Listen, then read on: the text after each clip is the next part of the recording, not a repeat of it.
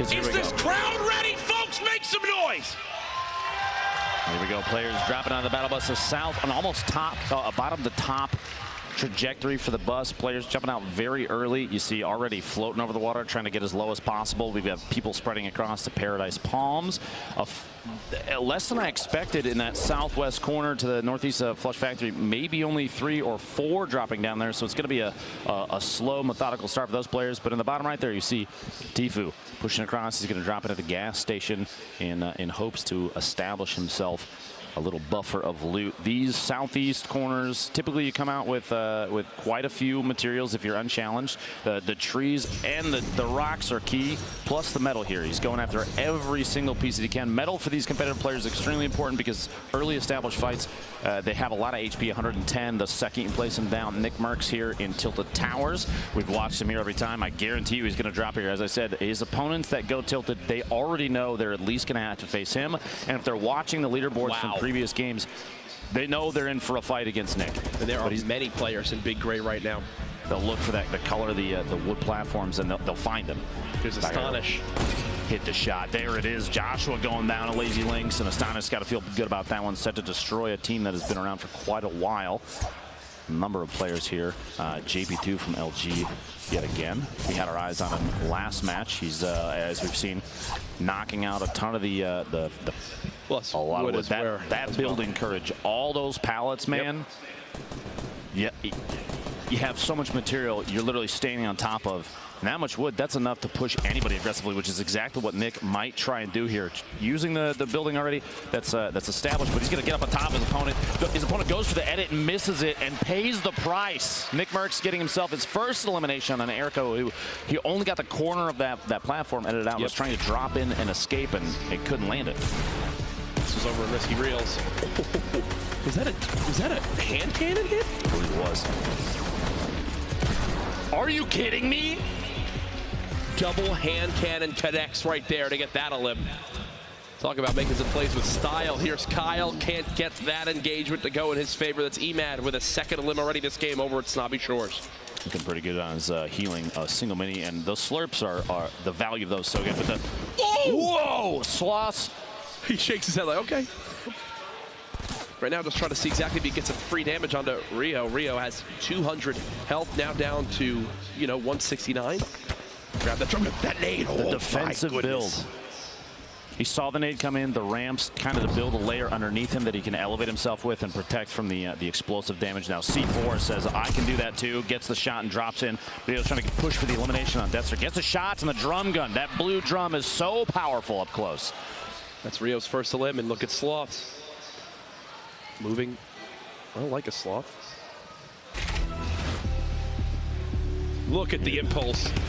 Spreading his wings, getting the elimination on Emil Marsha is it's an impulse win right like there. You said, you don't see a lot of players use the impulse nades, and I believe that's when Deathster pushed in, maybe heard the impulse go off and say, okay, this guy is using something we don't typically see in competitive games.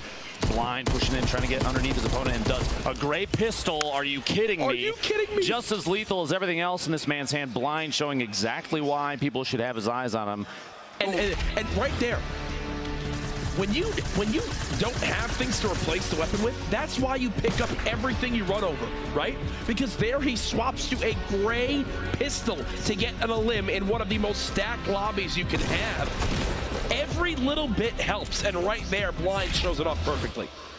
The entire playout of Emad's elimination on Kyle there. Now Nick Merckx still in Tilted Towers. I'm not surprised, but there's a reason he's staying here. He basically has the layout memorized.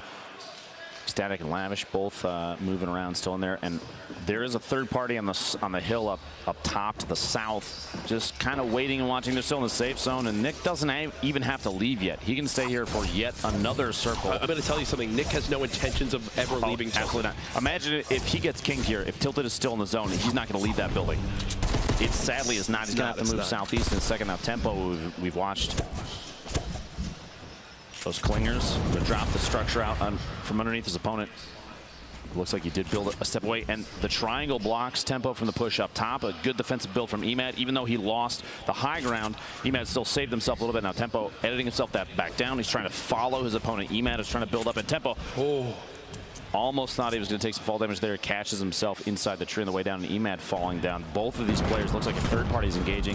Emad's trying to track Tempo, who flies away. Says, I don't want to do this. I know somebody else is shooting. It's time to get out of here. The bounce pad coming in pretty clutch. And there's that third party that Tempo was tracking. Emad might have to deal with the situation now because when the structure came down, the bounce pad disappeared. And there's no get out of jail free card anymore. Emad might have to engage this, especially because there's just over 60 seconds before the zone is going to move. He does have 2 eliminations, which means if he gets Tempo right here, that is a point.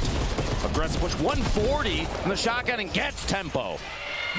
Emad, 3 eliminations, gets himself a point. You can't ask for much more from attack shotgun right there. And the chug, the GG emote. Oh my gosh. Wow, just deciding to add some flair to that one, Bartnologist. Oh, the body shot. Oh, wow, Muffins goes down quick. 110 damage with that purple bolt, showing just how good it is to carry those power weapons. Bartnologist in the feed, who we were just watching, actually goes down to Chris. And right now, only 3 players, Emad, Tylers, and Dester, have 3 eliminations or more. They're all at 3 right now. That's 1 point apiece. Everybody else is at 2 or less. And Dester, actually, one of those players, is already eliminated. 1 point, though, you should still feel really good about that because that could get him into Monday. There's basically only one way Jair loses this fight, and it's if this hunting rifle can hit a ridiculous shot. His opponent here is...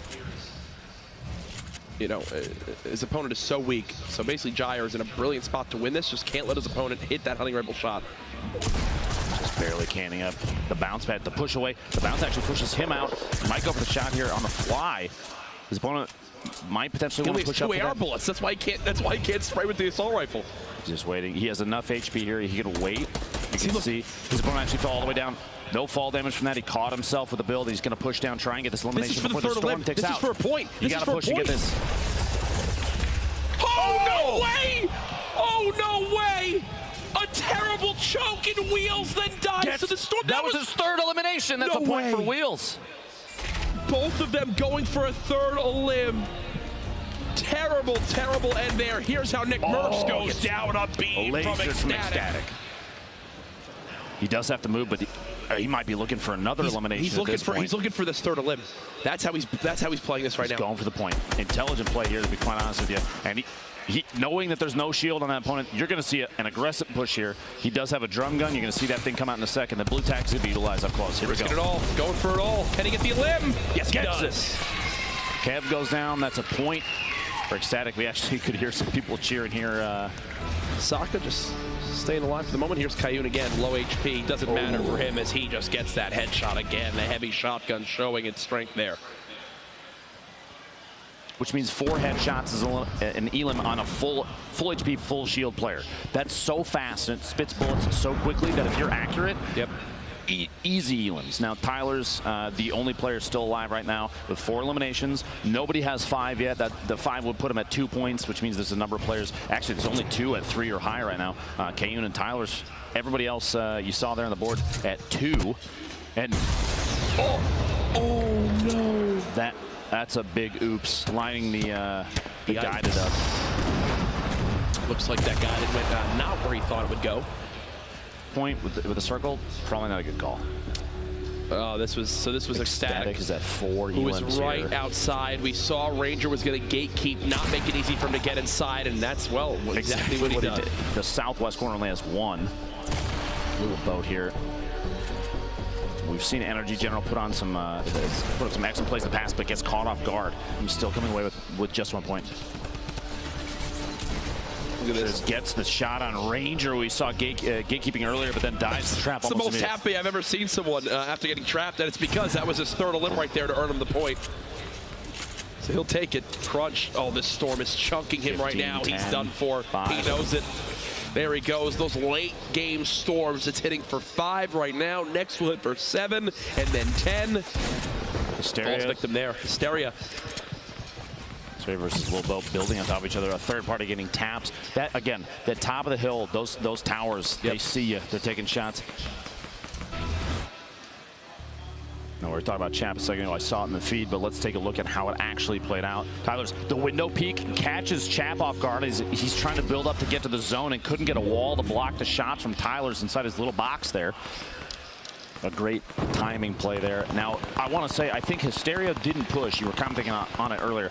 if Hysteria knew there were two other players there potentially waiting for an engagement to happen and one of them take each other out and just wait to the last second, he knew there were still people alive. You didn't even hear the shots at the time, but you never know. Hysteria might also have been just like a fear lockup. Now this is the first zone move. Tyler's actually has 7 eliminations. So many high got Elam players sniped by a heavy sniper. You saw that. I believe it was that Vape Jesus who hit the shot? Here's Tyler's down 7 limbs. 3 points for him, basically guaranteeing a spot on Monday unless everybody else goes absolutely wild for the rest of the games. That's it. It's catches Sloth pushing up next to him from outside of the storm. Sloth might not even have known Tyler's was inside. That's 8 eliminations. We've only seen one other player, Courage, hit double digits. That was Animal yesterday. Is this the heavy shot from Bay Soldier? Oh, no, this was the shot. Blind, you can't sit up top. Yeah, that was a Bay Soldier with that heavy sniper, the new addition. That does 157 damage to the body, 360 plus damage for the headshot. So basically, yeah, you're not living if that hits you. Hysteria still at 2. At this point, do you think he waits and hopes to just place top 10? Moving forward, 12 players left. The next 2 who drop will miss out on points. Replacing the wall so he has control. The edit. Tyler's getting his 9th elimination. He maybe overheard us earlier saying eliminations do count for tiebreakers. JP2 drops next, which means we're at our top 10. Every player remaining just earned themselves 1 point. That's got to feel good for like Hysteria. Can he get a second here with another elim? He's only got, one more wall he can build. I feel like he's just got to go for this. The circle is kind of in his favor. If he had more materials, if he can get that elimination, not only is it a point, Horfy is probably the player you heard above him, but he'll get the materials that are left. Horfy actually just got lasered, almost eliminated there. You hear him popping minis. Hysteria cannot build a single structure again. Tyler's still staying alive. Didn't take a single point of damage. Hysteria got the elim on the Rex. That's 3 now for That's Hysteria. 2 points in this game for Hysteria. So Tyler's already has 9 elims, which means he gets +3, then +1 for the top 10. Horrify trades the elim onto Divine. Tyler's still moving. Could we see the clean sweep of a game for the first time, a full 6-point performance, if he can win this one? He hears so much around him, he doesn't even care. That goes down the storm. 5 left. Oh my goodness, is this the 10th elim? Can he match Animal? Yes, he does. Bay Soldier. 4, almost ticked out. 1 more tick to the storm, he's got gone. 3 campfires. If this turns into a play for the against the Stormy, a med kit? Jeez. Folks, Tyler's may clean sweep this game. He's going to be near the top amount of HP left in this lobby. 10 elims. You see him waving? He knows he's on camera right now. He knows we're showing love. Cheeky smile. Now, 3 campfires Courage in competitive plays, gameplay, especially where it comes down to almost a heal off at the end, is crazy powerful. You'll see players put down floors right next to each other, place all the campfires simultaneously, and sit at the junction between the platforms, because then they're taking up multiple squares. They're getting the heal from all He just earned another point. That's 5. Tyler's now has 5 this game alone, folks. He's so close.